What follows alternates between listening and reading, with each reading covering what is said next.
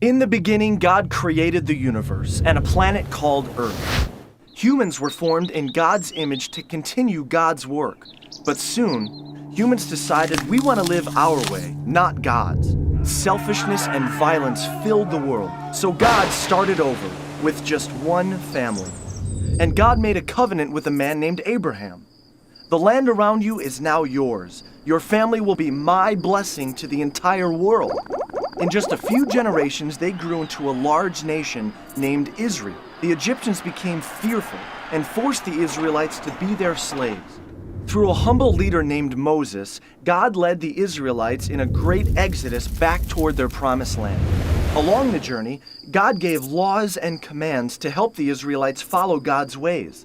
Finally, after 40 years of struggle and complaining in the desert, the Israelites arrived back home in the promised land.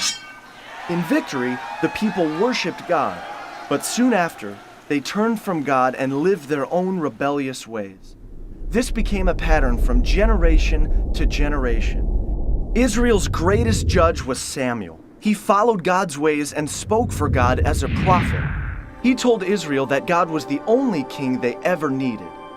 But they desired to be like the corrupt nations surrounding them and insisted, "We want a human king who we can see to rule over us just like the other nations." So Samuel found a man named Saul to be Israel's first king. His reign began well, but before long, Saul stopped following God's ways and made many bad decisions. So Samuel told Saul, "Because you have turned your back on God, God has rejected you as a king." Samuel's search for the next king led to a courageous young shepherd boy named David. When David grew up to be king, God blessed him and the Israelites greatly. But David was not perfect. He had an affair with a married woman and committed a murder to cover it up. But deep inside, David always loved God and would return to living in God's ways.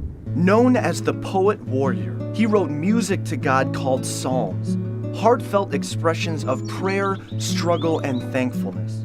After many years as king, David gave the throne to his son Solomon. God also told David, "One day, one of your descendants will rule with a kingdom that will never end." Solomon succeeded his father David, becoming the richest king in Israel's history. Full of God's wisdom, Solomon wrote books like Proverbs and built a magnificent temple, a permanent tabernacle reminding people of God's continual presence. But Solomon strayed from God, marrying corrupt wives who led him into worshiping false gods. Civil war broke out, dividing the country into a northern kingdom called Israel and a southern kingdom called Judah. Soon, both of these kingdoms were led by corrupt kings who ignored God's ways.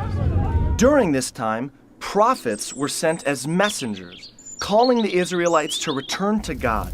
They warned of the destructive consequences ahead. The prophet Elijah, a wild and rugged man, showed up false prophets by calling on God to give an awesome display of fire. The prophet Elisha followed him, bringing a boy back to life by causing him to sneeze. These prophets challenged the Israelites and their kings to return to God's better ways. But the Israelites would not listen. Distracted in their own rebellion, other nations swept in and conquered both of the kingdoms of Israel and Judah. God's people were forced out of the promised land, and many were taken away to be slaves once again. The temple was destroyed, and the people lost everything.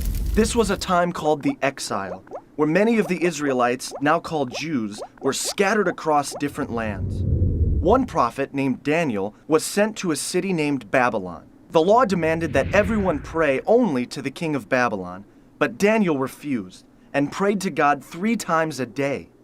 So Daniel was thrown into a pit of hungry lions. But God closed the mouths of the lions, and Daniel emerged the next morning without a scratch.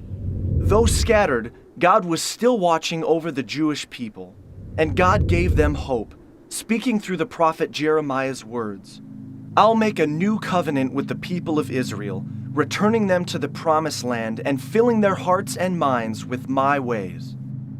60 years later, this hope was realized. The Persian Empire freed the Jewish people to return to their promised land. A small number gathered back in the capital city of Jerusalem, and a new, smaller temple was built under the leadership of Ezra. Reunited, they celebrated and shouted with joy. But the elders wept in remembrance of what was lost. Prophets like Malachi and Isaiah pointed to the future and a coming king, a Messiah, one who would fully restore Israel and bring a new kingdom of peace. So the Jewish people waited and hoped, and God would not speak through the prophets again for 400 years.